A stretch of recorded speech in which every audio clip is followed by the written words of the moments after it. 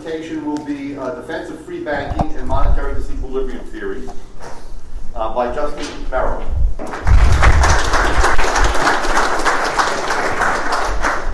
I want to thank Professor Salerno for allowing me the opportunity to present a defense of free banking. There's been a lot of debate over the theory of free banking and monetary disequilibrium theory, and due to time constraints, I won't be able to address all of the objections. In a forthcoming paper, I will give a more thorough response to all the recent objections. I'm going to try to leave some time for questions at the end. I look forward to your questions. And I believe that if you apply the insights that I provide today, you'll be able to answer most of the unresolved questions that are related to the topic. So I also want to start off with saying why I support free banking, so that no one can ever in the future say that it's about price stickiness or anything. I support because of it's conducive to Say's law. It promotes a natural interest rate, a Wexelian interest rate, and it's conducive to personal freedom and innovation. All right, so the prime concern by Philip Baggis and David Howden is would a free banking system allow expansion in concert? And this is related to the interbank lending market would be a mechanism which banks would be able to borrow reserves from each other. And by expanding in concert, you get kind of a prisoner's dilemma situation where if everyone behaves a certain way, then you get a suboptimal outcome. And by not losing reserves to each other, then they can all expand, right? De Soto made the same argument in his book. And lastly, the Austrian business cycle necessarily ensues. A lot of the literature thus far has been focused on reserve management. For example, Seligman's book on the theory of free banking. And this is warranted because one of the prime concerns about the need for a central bank is to be the lender of last resort in case of a liquidity crisis. But unfortunately, by overly focusing on reserve management, it's left the argument open to the argument about expansion in concert, I believe. So we have to look at how banks actually operate fully to be able to understand this. So banks face risk beyond liquidity risk, and bank credit is not only constrained by institutionally determined reserve ratios, such as the often recited, banks lend out 10 times what they have in reserves.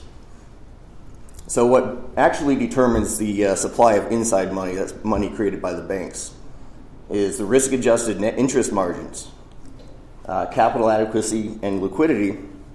And in a mature banking system, liquidity actually gets priced into the net interest margins because banks lend to each other.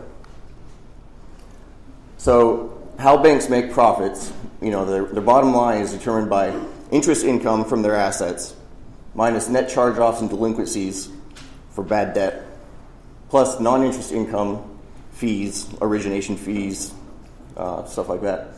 Interest expense minus interest expense minus operating expense, employees, overhead, plus or minus gains and losses on portfolio, minus taxes.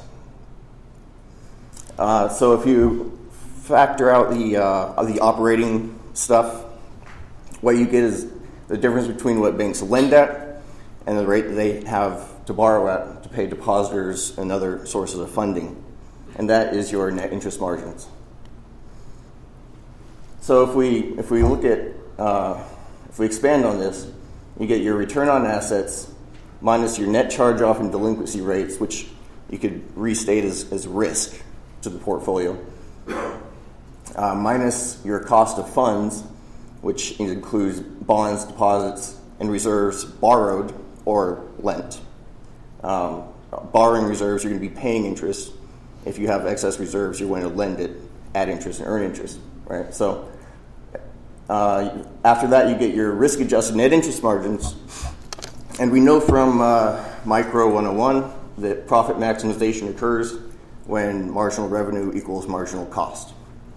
Therefore, the inside money supply is endogenously a function of bank profitability. which is derived from the risk-adjusted net interest margins. Since the interbank lending rate affects the rate the banks pay to attract deposits, the interbank lending market coordinates the allocation of credit to its most highly valued uses. So this means the interbank lending market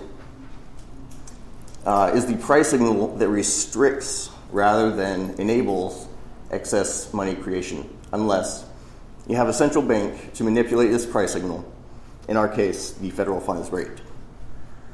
So when the Fed does this, it changes the bank's cost of funds and causes them to misprice risk. So since the central banks generally target inflation around the world, they usually have interest rates too low in the boom time when inflation is low, providing too much liquidity, and then too high, they raise the interest rates once price inflation starts to show up, and then they cause a credit crunch. So now let's apply this to a scenario to show how the interbank lending market restricts over expansion of credit. Bank A is privy to a loan or investment that yields above average expected returns relative to risk. And the bank has average cost of capital. So a ceteris paribus assumption, right? The bank will approve the loan and credit the borrower's account. Now, in order to prevent losing reserves, the bank will attract new deposits by raising interest paid on their deposits, and that'll, by attracting deposits, that'll raise their competitors' cost of funds too. Or they'll borrow reserves on the interbank lending rate, and that'll also raise the rate that banks lend at. And either way, the risk-adjusted net interest margins are compressed, and the profits of the rest of the banks go down. So how does this relate to monetary disequilibrium theory? Well, time preference determines the saving rate, the average rate of interest, or the Maxillian natural rate. But liquidity preference determines the allocation of wealth between money and risk assets, and the shape of the yield curve.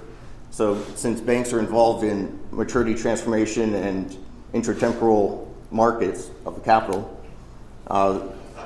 what the signals they deal with are the yield curve to determine how to make that trade-off across time.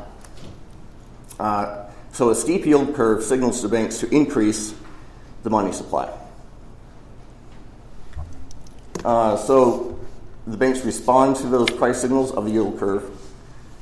Risk aversion and high liquidity preference of the public leads to risk assets such as stocks to sell at a discount, which increases their yields, and interest paid on deposits decrease. If the public get scared, they move out of stocks, they want to go into cash.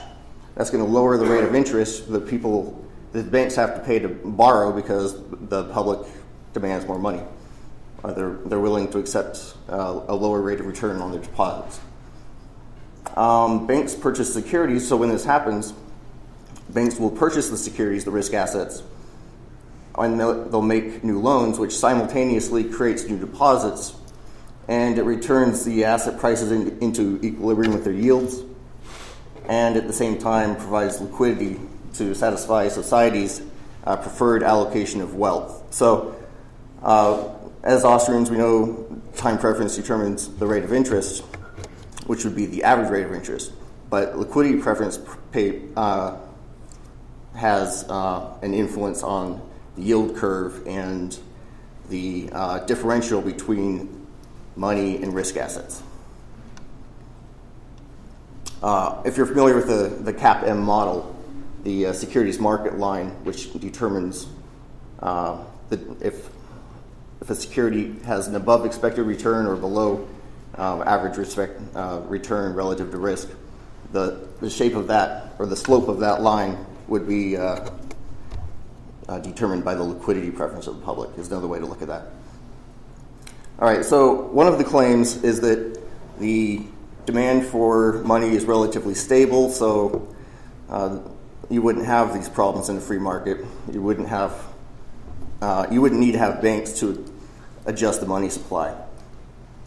But unfortunately, or however you look at it, that's not necessarily true, because the evidence I provide here over the last about 100 years from Fed data, we're looking at change in the currency held by the public. And so this is a pretty good indicator of the demand for money, because it shows if the public holds more demand for currency, they're going to pull money out of the banks. Usually this shows the transaction demand for money especially. And so what you see here is that at the beginning of the year, after the holidays, the public reduces their demand to hold currency. And then, especially in the autumn time, and especially once you get near the holidays, you have a huge, relatively, demand for people to have currency for spending, right?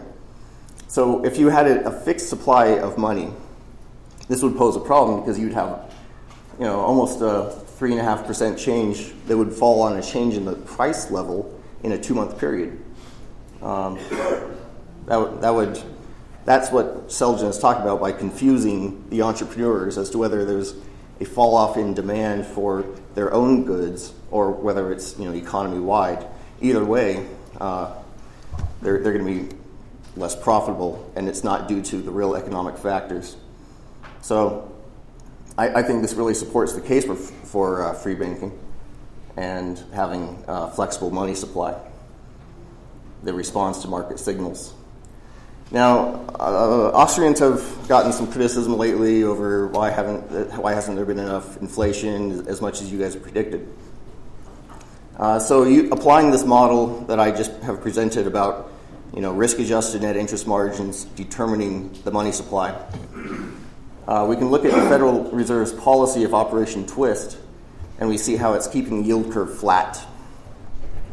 And so what this does is it leads to reduced profitability of the marginal loan, so the banks have less incentive to expand.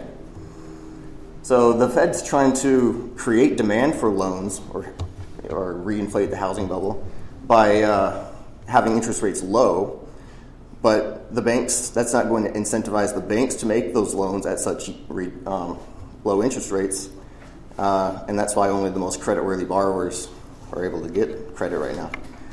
So it's a typical, like a price ceiling. If you put a price ceiling, you're going to have shortages.